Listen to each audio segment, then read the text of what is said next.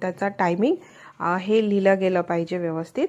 आणि warm regards from a general manager वगैरे आपण व्यवस्थित लेटर लिहायचं.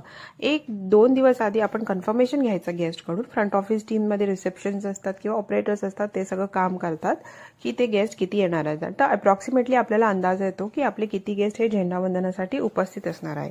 तो अप्रॉक्सिमेट काउंट आणि हॉटेलमधला स्टाफ त्या दिवशी मॉर्निंगमध्ये किती असणार आहे तो काउंट आपल्याला शेफला द्यावा लागतो. झेंडा प्रसंगी झेंडावंदन झाल्यावर आपण स्वीट डिस्ट्रीब्यूट करतो, तिरंगा बर्फी किंवा लाडू. तर ते आपले शेफ ऑर्डर करतात. तर ते जेवढे काउंट आहे तेवढं ते ऑर्डर करायला छान होतं. ते कमी नाही पडायला पाहिजे आणि जास्तही नाही व्हायला पाहिजे. ते बजेटमध्ये व्यवस्थित बसलं पाहिजे. आणि झेंडावंदन झाल्यावर F&B आणि आपली फूड प्रोडक्शन टीम गेस्टसाठी टी, कॉफी आणि स्नॅक्स सर्व करते. एका रेस्टॉरंटच्या कोपऱ्यामध्ये त्याचं एक लेआउट बनवलेलं असतं. बुफे छोटासा असतो ज्याच्यामध्ये स्टाफ आणि गेस्ट हे दोघंही जाऊन टी, कॉफी आणि स्नॅक्स घेऊ शकतात. आणि स्टाफसाठी एक वेगळा ब्रेकफास्ट असतो, ते HR डिपार्टमेंटकडे येतं. त्याच्यामध्ये तिरंगा ढोकळा असतो, जिलेबी असते, वेगवेगळे स्नॅक्स असतात, ते स्टाफसाठी असतात. ते कॅफेटेरियामध्ये उपलब्ध असतात. त्याचाही आस्वाद स्टाफ मेंबर घेऊ शकतात. आपल्या स्नॅक लिस्टप्रमाणे, हाऊसकीपिंगने दिलेल्या स्नॅक लिस्टप्रमाणे इंजिनिअरिंग डिपार्टमेंट आपलं काम पूर्ण करते. पेंटिंग जिथे चिप्ड असेल, जिथे पील ऑफ झालेलं असेल पेंट, ते सगळं पूर्ण करते. 1-2-3 दिवस आधी ते सगळं क्लीन आणि नीट असायला पाहिजे.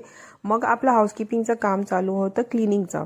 तर क्लिनिंग आपण करून ठेवायचं 1 दिवस आधी. आणि ज्या दिवशी झेंडावंदनचा दिवस असतो त्या दिवशी पहाटे 4 वाजता 5 वाजता आपण एकदा पूर्ण तो एरिया वॉटर वॉश करून घ्यायचा. जर तो आउटसाईड असेल तर धूळ सारखी जमतच असते आणि त्याप्रसंगी आपल्याला कुठेही धूळ, घाण दिसायला नाही पाहिजे. तर आपण तो एरिया पूर्णपणे वॉटर वॉश करून घ्यायचा.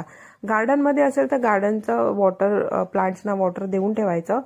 डेड लिव्स असतील तर ते गार्डनरला सांगून क्लीन करून झेंडावंदनाच्या टाईमच्या आधी पूर्ण स्पीक अँड स्पॅन पूर्ण क्लीन आणि व्यवस्थित असायला पाहिजे. तसंच एक ऑडिओ सिस्टमचीही गरज लागते. आपलं राष्ट्रगीत गान गाताना ते ऑडिओ सिस्टम लावलं जातं. त्याची पूर्ण अरेंजमेंट हे इंजिनिअरिंग टीम करतं. सिक्युरिटी टीमकडे त्या दिवशी फ्लॅग होस्टिंगचं पूर्ण जबाबदारी असते. फ्लॅग त्यांना दिल्यानंतर ते पूर्ण फ्लॅग हातामध्ये व्यवस्थित फोल्ड करून चीफ गेस्टला देण्यात येतो आणि मग ते फ्लॅग होस्टिंग पूर्ण व्यवस्थित होतं. आणि प्लस सिक्युरिटी डिपार्टमेंट एक परेड ऑर्गनाईज करते. तर त्या परेडची प्रॅक्टिस हे 15 दिवस आधी ते आपल्या सिक्युरिटी बरोबर करून घेतात आणि त्या दिवशी ते एक वेगळा युनिफॉर्म परिधान करतात. पिक्चरमध्ये तुम्हाला दिसतच असेल. तर तो युनिफॉर्म त्यांचे वेंडर्स जे असतात सिक्युरिटीचे किंवा बाहेरून आउटसोर्स केला जातो